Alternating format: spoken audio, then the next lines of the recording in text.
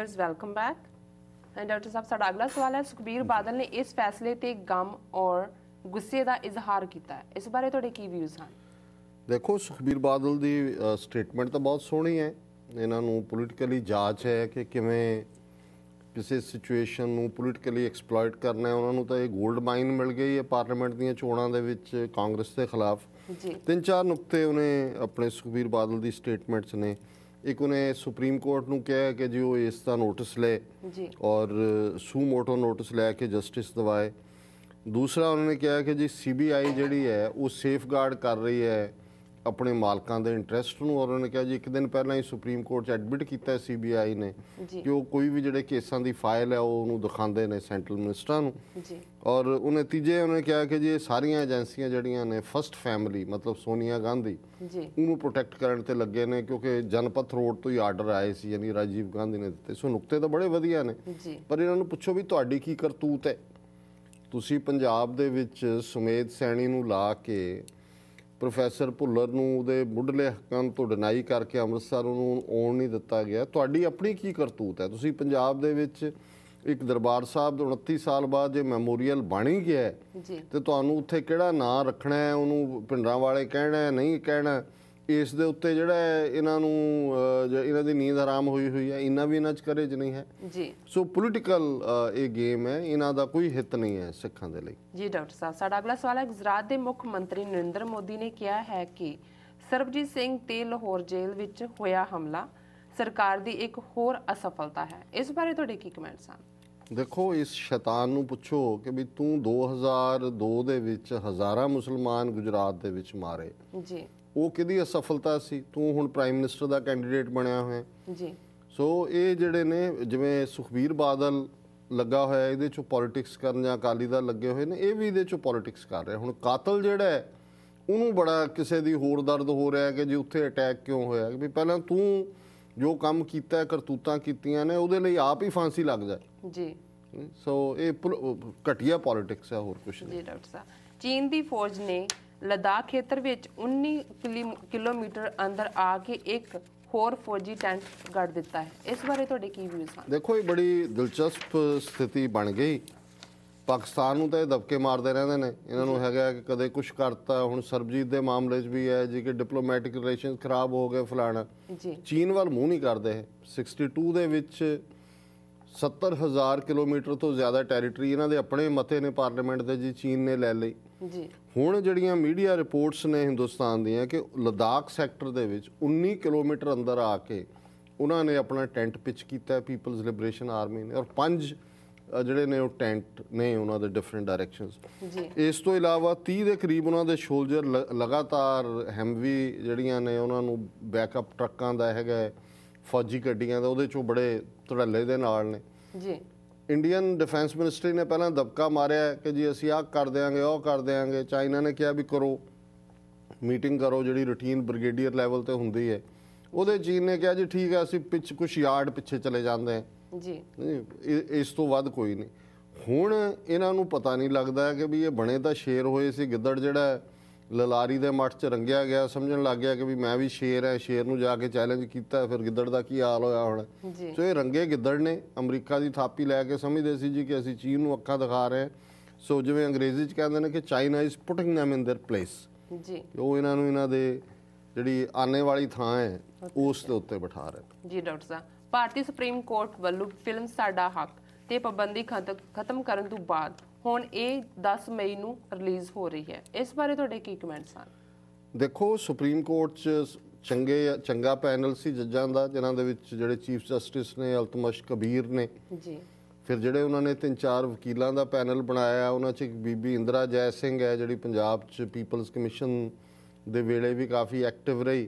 उहदे च एक जज होर जस्टिस देव ने जिन्हां ने जदों यूपी सरकार ने आरक्षण फिल्म के उत्ते पाबंदी लाई तो उन्होंने उस पाबंदी नूं तोड़िया सी जी। इस तरह जिहड़े एमीनेंट जूरिस्ट ने हिंदुस्तान के मिस्टर नारीपाल, मेरा ख्याल है उन्होंने नाम है जी, मैं गलत कह रहा हूँ नारीवान या नारीपाल जी, वो भी उहदे सी जिन्होंने वो देखी फिल्म। सो चंगी गल है कि बैन टुटिया, हालांकि उन्होंने ਉਹਨੂੰ ਐਡਲਟ ਕੈਟਾਗਰੀ 'ਚ ਪਾ ਦਿੱਤਾ ਹੈ ਕਿ ਹਰ ਕੋਈ ਨਹੀਂ ਦੇਖ ਸਕਦਾ ਜੀ। ਤੇ ਇੱਕ ਚੰਗੀ ਗੱਲ ਹੋਈ ਹੈ। ਔਰ ਪੰਜਾਬ ਦੇ ਵਿੱਚ ਸਕੈਜੂਲਡ ਹੈ ਕਿ 10 ਮਈ ਨੂੰ ਲੱਗੇਗੀ, ਔਰ ਜ਼ਾਹਰ ਹੈ ਵੀ ਆਲਰੇਡੀ ਬਾਹਰ ਇਹਨੇ ਬੜੀ ਅੱਛੀ ਬਿਜ਼ਨਸ ਕੀਤੀ ਹੈ, ਉੱਥੇ ਵੀ ਕਰੇਗੀ। ਜੀ। ਸਾਡਾ ਤਾਂ ਇਸ 'ਚ ਇੰਟਰਸਟ ਹੈ ਕਿ ਇਸ ਫਿਲਮ ਤੋਂ ਬਾਅਦ ਹੋਰ ਵੀ ਆਉਣ ਵਾਲੇ ਦਿਨਾਂ 'ਚ ਜਿਹੜੀਆਂ ਫਿਲਮਾਂ ਨੇ ਇਸ ਥੀਮ ਦੇ ਉੱਤੇ ਬਣਨਗੀਆਂ, ਜਿਹਦੇ 'ਚ ਕਿ ਇੰਨੀ ਵੱਡੀ ਨਸਲਕੁਸ਼ੀ ਜਿਹੜੀ ਸਿੱਖਾਂ ਦੀ ਇੱਕ ਤੋਂ ਬਾਅਦ ਇੱਕ ਹੋਈ ਹੈ, ਉਸ ਨੂੰ ਹਾਈਲਾਈਟ ਕਰਨਗੇ। ਜੀ ਡਾਕਟਰ ਸਾਹਿਬ, ਪੰਜਾਬ ਦੇ ਮੁੱਖ ਮੰਤਰੀ ਪ੍ਰਕਾਸ਼ ਸਿੰਘ ਬਾਦਲ ਨੇ ਕਿਹਾ ਹੈ ਕਿ ਉਹਨਾਂ ਨੂੰ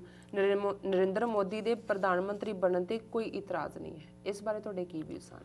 ਹੁਣ ਦੇਖ ਲਓ ਇਹਨਾਂ ਦਾ ਹਾਲ, ਉਧਰ ਕਾਂਗਰਸ ਨੂੰ ਕੋਸਣ ਤੇ ਲੱਗੇ ਹੋਏ ਨੇ ਕਿ ਜੀ ਕੀ ਹੋ ਰਿਹਾ ਜੀ, ਤੇ ਇਧਰ ਨਰਿੰਦਰ ਮੋਦੀ ਜਿਹਨੇ ਨਸਲਕੁਸ਼ੀ ਮੁਸਲਮਾਨਾਂ ਦੀ ਕੀਤੀ ਹੈ ਜੀ, ਔਰ ਬਾਦਲ ਨੇ ਐਲਾਨ ਵੀ ਰਾਮਨੌਮੀ ਦੇ ਮੌਕੇ ਤੇ ਉੱਥੇ ਉਹ ਜਗਬਾਣੀ ਅਖਬਾਰ ਜਿਹੜਾ ਲਾਲਾ ਟੱਬਰ ਦਾ ਹੈ ਉਹਨਾਂ ਦੇ ਆਫਿਸ 'ਚ ਉਹਨਾਂ ਦੇ ਪੱਤਰਕਾਰ ਨਾਲ ਗੱਲਬਾਤ ਕਰਦਿਆਂ ਕਿਹਾ। ਸੋ ਪੰਜਾਬ ਦੇ ਹਿੰਦੂਤਵੀਆਂ ਨੂੰ ਖੁਸ਼ ਕਰ ਰਿਹਾ ਕਿ ਜੀ ਤੁਹਾਡਾ ਨਰਿੰਦਰ ਮੋਦੀ ਜਿਹੜਾ ਕਾਤਲ ਹੈ, ਮੁਸਲਮਾਨਾਂ ਦਾ ਔਰ ਘੱਟ ਗਿਣਤੀਆਂ ਦਾ ਦੁਸ਼ਮਣ ਹੈ, ਅਸੀਂ ਤਾਂ ਇਹਨੂੰ ਵੀ ਐਕਸੈਪਟ ਕਰਨ ਨੂੰ ਤਿਆਰ ਹਾਂ। ਸੋ ਇਹ ਗੱਲ ਸਾਬਤ ਕਰਦੀ ਹੈ ਵੀ ਕਿਸ ਕਦਰ ਇਹ RSS ਦੇ ਥੱਲੇ ਲੱਗਾ ਹੋਇਆ, ਕਿਵੇਂ ਹਿੰਦੂਤਵੀ ਏਜੰਡੇ ਨੂੰ ਪਰਸਿਊ ਕਰ ਰਿਹਾ। ਐਵੇਂ ਨਹੀਂ ਪਿੰਡ ਵਾਲਿਆਂ ਨੇ ਕਿਹਾ ਸੀ ਵੀ ਦੀ ਪਤਲੂਨ ਲਵਾ ਕੇ ਦੇਖੋ ਥੱਲੇ ਨੇ ਖਾਕੀ ਨਿੱਕਰ ਪਾਈ ਹੋਈ। ਸੋ ਇਹ ਬਿਆਨ ਜਿਹੜਾ ਹੈ ਇਸ ਗੱਲ ਨੂੰ ਇੱਕ ਵਾਰੀ ਫਿਰ ਸਾਬਤ ਕਰਦਾ। ਜੀ ਡਾਕਟਰ ਸਾਹਿਬ, ਤੁਹਾਡਾ ਬਹੁਤ ਬਹੁਤ ਧੰਨਵਾਦ। ਤੁਸੀਂ ਸਾਨੂੰ ਦੱਸੋ ਸਾਡੇ ਦਰਸ਼ਕਾਂ ਨੂੰ ਅੱਜ ਦਾ ਵਿਚਾਰ। ਅੱਜ ਦੇ ਵਿਚਾਰ ਲਈ ਮੈਂ ਬਾਬਾ ਸ਼ੇਖ ਫਰੀਦ ਜੀ ਦੇ ਸ਼ਲੋਕ ਨੂੰ ਚੁਣਿਆ। ਪਹਿਲਾ ਸ਼ਲੋਕ ਜਿਹੜਾ ਕਿ ਇੱਕ ਓਂਕਾਰ ਸਤਿਗੁਰ ਪ੍ਰਸਾਦ ਜੀ ਸ਼ਲੋਕ ਸ਼ੇਖ ਫਰੀਦ ਕੇ ਤੋਂ ਬਾਅਦ ਸ਼ੁਰੂ ਹੁੰਦਾ ਹੈ। ਔਰ ਇਹ ਮੌਤ ਔਰ ਰੂਹ ਦਾ ਕੀ ਰਿਸ਼ਤਾ ਹੈ। ਅਸੀਂ ਕਈ ਵਾਰ ਜਦੋਂ ਯੋਧਿਆਂ ਨੂੰ ਸੁਣਦੇ ਹਾਂ, ਜਿਵੇਂ ਸੰਤ ਜਰਨੈਲ ਸਿੰਘ ਖਾਲਸਾ ਪਿੰਡਰਾਂ ਵਾਲਿਆਂ ਨੇ 20 ਸਤੰਬਰ 1982 ਨੂੰ ਗ੍ਰਿਫਤਾਰੀ ਦਿੱਤੀ ਤੇ ਉਹਦੇ 'ਚ ਉਹਨਾਂ ਨੇ ਆਪਣੀ ਬਿਆਨ ਦੇ ਵਿੱਚ ਜਾਂ ਆਪਣੇ ਲੈਕਚਰ ਦੇ ਵਿੱਚ ਸੰਗਤ ਨੂੰ ਕਿਹਾ ਸੀ ਕਿ ਜੀ ਉਹਨਾਂ ਨੇ ਕੇਸਰੀ ਦਸਤਾਰ ਸਜਾਈ ਹੋਈ ਸੀ ਉਦਣ, ਜਿਹੜੀ ਕਿ ਇੱਕ ਜ਼ਮਾਨਾ ਸੀ ਪੰਜਾਬ ਜਿਹੜਾ ਦੂਲਾ ਮੀਆਂ ਹੈ, ਬ੍ਰਾਈਡ ਗਰੂਮ ਹੈ, ਵਿਆਹ ਦੇ ਵੇਲੇ ਉਹ ਬੰਨ੍ਹਦਾ ਸੀ ਤੇ ਆਮ ਤੌਰ ਤੇ ਸੰਤ ਨੀਲੀ ਦਸਤਾਰ ਸਜਾਉਂਦੇ ਸੀ। ਸੋ ਉਹ ਕਹਿਣ ਲੱਗੇ ਜੀ, ਅੱਜ ਸਿੰਘਾਂ ਨੇ ਪੁੱਛਿਆ ਕਿ ਸੰਤ ਜੀ ਤੁਸੀਂ ਖੱਟਾ ਰੰਗ ਕਿਉਂ ਬੰਨੇ? ਉਹਨਾਂ ਨੇ ਕਿਹਾ ਜੀ ਮੈਂ ਅੱਜ ਵਿਆਹੁਣ ਚੱਲਿਆ। ਉਹ ਕਹਿੰਦੇ ਜੀ ਤੁਹਾਡਾ ਤਾਂ ਵਿਆਹ ਹੋਇਆ, ਤੁਸੀਂ ਕਿਹੜਾ ਵਿਆਹ ਕਰਾਉਣਾ? ਨਹੀਂ, ਮੈਂ ਮੌਤ ਲਾੜੀ ਨੂੰ ਵਿਆਹੁਣ ਚੱਲੇ। ਸੋ ਇਹ ਇੱਕ ਈਡੀਅਮ ਰਿਹਾ। ਜਾਂ ਜਿੰਦੇ ਸੁੱਖੇ ਜਦੋਂ ਫਾਂਸੀ ਦੇ ਤਖਤੇ ਵੱਲ ਗਏ ਤੇ ਉਹਨਾਂ ਦੀ ਤੁਸੀਂ ਲਿਖਤਾਂ ਪੜ੍ਹਦੇ ਹੋ, ਉਹ ਕਹਿੰਦੇ ਵੀ ਸਾਨੂੰ ਵਿਆਹ ਜਿੰਨਾ ਚਾਅ ਹੈ ਕਿ ਅਸੀਂ ਮੌਤ ਨੂੰ ਵਿਆਹੁਣ ਚੱਲੇ। ਹੁਣ ਜਦੋਂ ਮੈਂ ਬਾਬਾ ਫਰੀਦ ਦਾ ਇਹ ਸ਼ਲੋਕ ਪੜ੍ਹਿਆ ਤੇ ਮੈਨੂੰ ਪਹਿਲੀ ਵਾਰ ਇਸ ਈਡੀਅਮ ਦਾ ਮੌਤ ਨੂੰ ਵਿਆਹੁਣਾ ਕੀ ਹੈ ਦੀ ਗੱਲ ਦੀ ਸਮਝ ਆਈ। ਕਿਉਂਕਿ ਜਦੋਂ ਅਸੀਂ ਬਾਬਾ ਫਰੀਦ ਨੇ ਜਿਹੜਾ ਅਲੰਕਾਰ ਇਸਤੇਮਾਲ ਕੀਤਾ ਹੈ, ਜਾਂ ਆਮ ਤੌਰ ਤੇ ਇਸ ਵਿਆਹ ਦੇ ਵਿੱਚ ਜਦੋਂ ਮੌਤ ਆਉਂਦੀ ਹੈ, ਜਿਸ ਦਾ ਮਲਕੁਲ ਮੌਤ ਇਸਲਾਮ ਦੇ ਵਿੱਚ ਯਕੀਨ ਹੈ ਕਿ ਉਹ ਮੌਤ ਦਾ ਫਰਿਸ਼ਤਾ ਹੈ, ਉਹਦੇ 'ਚ ਹਸਬੈਂਡ ਮੌਤ ਹੁੰਦੀ ਹੈ ਤੇ ਜਿਹੜੀ ਰੂਹ ਹੈ ਉਹ ਪਤਨੀ ਹੁੰਦੀ ਹੈ। ਤੇ ਜਦੋਂ ਤੁਸੀਂ ਇੰਨਾ ਕੁ ਕਰੇਜ ਔਰ ਇੰਨਾ ਕੁ ਮੌਤ ਤੋਂ ਬੇਖੌਫ ਹੋ ਜਾਂਦੇ ਹੋ ਤੇ ਫਿਰ ਤੁਸੀਂ ਪਤੀ ਹੁੰਦੇ ਹੋ ਤੇ ਤੁਸੀਂ ਮੌਤ ਜਿਹੜੀ ਲਾੜੀ ਆ ਉਹਨੂੰ ਵਿਆਹੁਣ ਜਾਂਦੇ ਹੋ। ਸੋ ਬਾਬਾ ਫਰੀਦ ਨੇ ਜਿਹੜਾ ਬੜਾ ਖੂਬਸੂਰਤ ਇਸ ਗੱਲ ਨੂੰ ਸਮਝਾਇਆ ਕਿ ਮੌਤ ਅਲਟੀਮੇਟ ਰਿਐਲਿਟੀ ਹੈ। ਔਰ ਉਹਨਾਂ ਦਾ ਇਹ ਸ਼ਲੋਕ ਹੈ, ਜਿੱਤ ਦਿਹਾੜੈ ਧਨ ਵਰੀ ਸਾਹੇ ਲੈ ਲਿਖਾਏ, ਮਲਕ ਜੇ ਕੰਨੀ ਸੁਣੀ ਦਾ ਮੂੰਹ ਦਿਖਾਲੇ ਆਏ, ਜਿੰਦ ਨਿਮਾਣੀ ਕੱਢੀਐ ਹੱਡਾਂ ਕੂ ਕੜਕਾਏ, ਸਾਹੇ ਲਿਖੇ ਨਾ ਚਲਣੀ ਜਿੰਦੂ ਕੂ ਸਮਝਾਏ, ਜਿੰਦ ਵੋਟੀ ਮਰਨ ਵਰ ਲੈ ਜਾਸੀ ਪਰਣਾਏ, ਆਪਣ ਹੱਥੀਂ ਜੋਲ ਕਹਿ ਗੱਲ ਲੱਗੈ ਧਾਏ, ਵਾਲੋਂ ਨਿੱਕੀ ਪੁਰਸਲਾਤ ਕੰਨੀ ਨਾ ਸੁਣੀ ਆਏ, ਫਰੀਦਾ ਕਿੜੀ ਪਵੰਦੀ ਖੜਾ ਨਾ ਆਪ ਮੁਹਾਏ। ਹੁਣ ਉਹਦੇ 'ਚ ਬੜਾ, ਕਿਉਂਕਿ ਮੁਲਤਾਨ ਦੇ ਪਾਕਪਟਨ ਦੇ ਰਹਿਣ ਵਾਲੇ ਸੀ, ਸੋ ਬਹੁਤ ਸਾਰੀ ਉਸ ਖਿੱਤੇ ਦੀ ਬੋਲੀ ਹੈ ਜਿਹਦੇ 'ਚ ਬੜੀ ਖੂਬਸੂਰਤ, ਇਹਨੂੰ ਅੱਜ ਸਰਾਇਕੀ ਕਹਿੰਦੇ ਨੇ ਬਟ ਬੜੀ ਖੂਬਸੂਰਤ ਪੰਜਾਬੀ ਹੈ। ਬਾਬਾ ਫਰੀਦ ਕਹਿੰਦੇ ਨੇ ਕਿ ਵੀ ਜਦੋਂ ਕੋਈ ਰੂਹ ਦੁਨੀਆ ਦੇ ਵਿੱਚ ਆਉਂਦੀ ਹੈ, ਉਹ ਪਹਿਲਾਂ ਹੀ ਆਪਣਾ ਜਿਹੜਾ ਮਰਨ ਦਾ ਦਿਨ ਲਿਖਾ ਕੇ ਆਉਂਦੀ ਹੈ। ਉਸ ਦੀ ਮੌਤ ਜਿਹੜੀ ਹੈ ਉਹ ਨਿਸ਼ਚਿਤ ਹੁੰਦੀ ਹੈ। ਜਿੱਤ ਦਿਹਾੜੈ ਧਨ ਵਰੀ ਸਾਹੇ ਲੈ ਲਿਖਾਏ, ਇਹ ਪਹਿਲਾਂ ਹੀ ਜਿਹੜੀ ਹੈ ਪ੍ਰੀ ਆਰਡੇਨਡ ਹੁੰਦੀ ਹੈ, ਲਿਖੀ ਹੁੰਦੀ ਹੈ। ਮਲਕ ਜੇ ਕੰਨੀ ਸੁਣੀ ਦਾ ਮੂੰਹ ਦਿਖਾਲੇ ਆਏ, ਹੁਣ ਇਹ ਮਲਕੁਲ ਮੌਤ ਦਾ ਫਰਿਸ਼ਤਾ ਹੈ ਵੀ ਇਹਦੀ ਗੱਲ ਅਸੀਂ ਕੰਨਾਂ ਨਾਲ ਤਾਂ ਸੁਣਦੇ ਹਾਂ ਪਰ ਭੁੱਲੀ ਹੁੰਦੀ ਹੈ ਸਾਨੂੰ। ਫਿਰ ਉਹ ਜਦੋਂ ਅਖੀਰਲਾ ਵਕਤ ਆ ਜਾਂਦਾ ਹੈ ਤੇ ਇਹ ਜਿਹੜਾ ਮਲਕ ਹੈ ਇਹ ਆ ਕੇ ਆਪਣਾ ਮੂੰਹ ਦਿਖਾਉਂਦਾ ਹੈ, ਮੌਤ ਦਾ ਫਰਿਸ਼ਤਾ ਜਿਹੜਾ ਹੈ। ਜਿੰਦ ਫਿਰ ਜਦੋਂ ਮੌਤ ਆਈ ਜਿੰਦ ਨਿਮਾਣੀ ਕੱਢੀ ਆ ਉਹ ਰੂਹ ਨੂੰ ਖਿੱਚ ਕੇ ਲੈ ਜਾਂਦੀ ਹੈ, ਹੱਡੀਆਂ ਨੂੰ ਕੜਕਾ ਕੇ, ਮਤਲਬ ਇਹ ਹੈ ਕਿ ਵੀ ਹੱਡੀਆਂ ਚੋਂ ਖਿੱਚ ਕੇ ਬਾਡੀ ਚੋਂ ਰੂਹ ਅੱਡ ਹੋ ਜਾਂਦੀ ਹੈ। ਸਾਹੇ ਲਿਖੇ ਨਾ ਚੱਲਣੀ ਜਿੰਦੂ ਕੂ ਸਮਝਾਏ। ਹੁਣ ਬਾਬਾ ਫਰੀਦ ਕਹਿੰਦੇ ਨੇ ਕਿ ਆਪਣੀ ਜਿੰਦ ਨੂੰ ਇਹ ਗੱਲ ਸਮਝਾ ਕਿ ਜਿਹੜੀ ਮੌਤ ਲਿਖੀ ਹੋਈ ਹੈ ਇਹ ਤਾਂ ਬਦਲੀ ਨਹੀਂ ਜਾ ਸਕਦੀ, ਇਹ ਤਾਂ ਆਉਣੀ ਹੈ। ਤੇ ਜਿੰਦ ਵੋਟੀ ਮਰਨ ਵਾਰ, ਇਹ ਜਿਹੜੀ ਮੈਂ ਈਡੀਅਮ ਦੀ ਗੱਲ ਕੀਤੀ ਸੀ ਕਿ ਮੌਤ ਵਾਰ ਹੈ, ਬ੍ਰਾਈਡ ਗਰੂਮ ਹੈ, ਦੂਲ ਹੈ, ਲਾੜਾ ਹੈ, ਤੇ ਜਿੰਦ ਜਿਹੜੀ ਰੂਹ ਹੈ ਉਹ ਵੋਟੀ ਹੈ। ਜਿੰਦ ਵੋਟੀ ਮਰਨ ਵਾਰ ਲੈ ਜਾਸੀ ਪਰਣਾਏ, ਕਿ ਉਹਨੇ ਵਿਆਹ ਕੇ ਲੈ ਜਾਣਾ। ਮੌਤ ਦੇ ਦੂਲੇ ਨੇ ਜਿੰਦ ਵੋਟੀ ਨੂੰ ਲੈ ਜਾਣਾ ਕੱਢ ਕੇ। ਅਲਟੀਮੇਟਲੀ ਇਹ ਰਿਐਲਿਟੀ ਹੈ ਲਾਈਫ ਦੀ। ਤੇ ਫਿਰ ਹੁਣ ਕੀ ਆਪਣ ਹੱਥੀਂ ਜੋਲ ਕੇ, ਜੁਲਣਾ ਵੀ ਮੁਲਤਾਨੀ ਹੈ ਕਿ ਤੋੜ ਕੇ, ਕਿ ਸਰੀਰ ਨੇ ਤੋਰਿਆ ਰੂਹ ਨੂੰ, ਹੁਣ ਆਪਣ ਹੱਥੀਂ ਆਪ ਤੋਰਿਆ। ਕਹਿ ਗੱਲ ਲੱਗੇ ਤਾਂ ਆਏ, ਹੁਣ ਤਾਂ ਸਰੀਰ ਦੇ ਵਿੱਚ ਕੋਈ ਜਿੰਦ ਨਹੀਂ ਹੈ, ਉਹਦੇ 'ਚ ਲਾਈਫ ਨਹੀਂ ਧੜਕਦੀ, ਤੇ ਕਿਹਦੇ ਗਲ ਲੱਗ ਕੇ ਰੋਣਾ। ਤੇ ਫਿਰ ਜਿਹੜੀ ਯਾਤਰਾ ਅੱਗੇ ਕੀ ਹੈ, ਵਾਲੋਂ ਨਿੱਕੀ ਪੁਰਸਲਾਤ।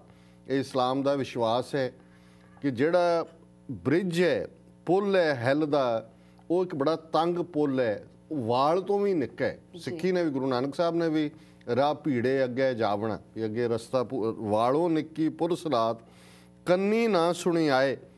ਹੁਣ ਉਹ ਇਹ ਯਾਦ ਕਰਵਾਉਂਦੇ ਨੇ ਮਨੁੱਖ ਨੂੰ ਕਿ ਬਈ ਤੈਨੂੰ ਇਹ ਗੱਲ ਕੰਨਾਂ ਤੋਂ ਤੂੰ ਸੁਣੀ, ਤੂੰ ਯਾਦ ਨਹੀਂ ਰੱਖੀ ਕਿ ਅਲਟੀਮੇਟਲੀ ਉਸ ਪੁਰਸਲਾਤ ਚੋਂ ਨਿਕਲਣਾ ਪੈਣਾ ਹੈ, ਉਸ ਔਖੇ ਪੈਂਡੇ ਚੋਂ ਨਿਕਲਣਾ ਪੈਣਾ ਹੈ। ਤੇ ਅਖੀਰਲੀ ਲਾਈਨ ਹੈ, ਫਰੀਦਾ ਕਿੜੀ ਪਵੰਦਈ ਖੜਾ ਨਾ ਆਪ ਮੁਹਾਏ, ਕਿ ਅਖੀਰ ਹਰ ਇੱਕ ਨੂੰ ਆਵਾਜ਼ ਆ ਰਹੀ ਹੈ, ਮੌਤ ਸੱਦ ਰਹੀ ਹੈ, ਪਰ ਅਸੀਂ ਬੇਪਰਵਾਹ ਹੋ ਕੇ ਖੜੇ ਹਾਂ। ਜਿਵੇਂ ਖੜੇ ਖੜਾਏ ਨੂੰ ਕੋਈ ਚੋਰ ਲੁੱਟ ਕੇ ਲੈ ਜਾਂਦਾ, ਉਹ ਸਿਚੁਏਸ਼ਨ ਨਾ ਆਏ ਕਿ ਸਾਨੂੰ ਇਵੇਂ ਹੀ ਕੋਈ ਲੈ ਜਾਏ। ਅਸੀਂ ਪਹਿਲਾਂ ਹੀ ਉਸ ਗੱਲ ਦੇ ਲਈ ਤਿਆਰ ਹੋਈਏ, ਉਸ ਦਿਨ ਦੇ ਲਈ ਤਿਆਰ ਹੋਈਏ, ਤੇ ਆਪਣੇ ਜੀਵਨ ਨੂੰ ਸਫਲ ਕਰੀਏ। ਜੀਵਨ ਦੇ ਵਿੱਚ ਰੱਬ ਦੀ ਬੰਦਗੀ, ਰੱਬ ਦੀ ਇਬਾਦਤ, ਰੱਬ ਦੀ ਯਾਦ ਔਰ ਪਰਉਪਕਾਰ, ਦੂਸਰਿਆਂ ਦੇ ਕੰਮ ਆਉਣਾ, ਸਰਬੱਤ ਦਾ ਭਲਾ, ਜੀਵਨ ਦਾ ਹਰ ਪਲ ਸਾਡਾ ਸਕਾਰਥਾ ਹੋਏ। ਸੋ ਇਹੀ ਬਾਬਾ ਫਰੀਦ ਦਾ ਇਸ ਸ਼ਲੋਕ ਰਾਹੀਂ ਸੁਨੇਹਾ। ਜੀ ਡਾਕਟਰ ਸਾਹਿਬ, ਤੁਹਾਡਾ ਬਹੁਤ ਬਹੁਤ ਧੰਨਵਾਦ। ਤੁਸੀਂ ਅੱਜ ਦਾ ਵਿਚਾਰ ਸਾਡੇ ਦਰਸ਼ਕਾਂ ਨਾਲ ਸਾਂਝਾ ਕੀਤਾ। ਵਿਊਅਰਸ, ਸਾਡੇ ਪ੍ਰੋਗਰਾਮ ਦਾ ਸਮਾਂ ਇੱਥੇ ਸਮਾਪਤ ਹੁੰਦਾ ਹੈ। ਤੁਸੀਂ ਸਾਨੂੰ ਆਪਣੇ ਰਾਏ ਤੇ ਸੁਝਾਅ ਭੇਜਣਾ ਨਾ ਭੁੱਲਣਾ ਸਾਡੇ ਇਸ ਪਤੇ ਤੇ sos@tv84.tv ਤੇ। ਅਸੀਂ ਆਪਣਾ ਪ੍ਰੋਗਰਾਮ ਲੈ ਕੇ ਕੱਲ ਫਿਰ ਤੁਹਾਡੇ ਰੂਬਰੂ ਹੋਵਾਂਗੇ। ਤਦ ਤੱਕ ਲਈ ਸਾਨੂੰ ਆਗਿਆ ਦਿਓ। ਵਾਹਿਗੁਰੂ ਜੀ ਕਾ ਖਾਲਸਾ, ਵਾਹਿਗੁਰੂ ਜੀ ਕੀ ਫਤਿਹ।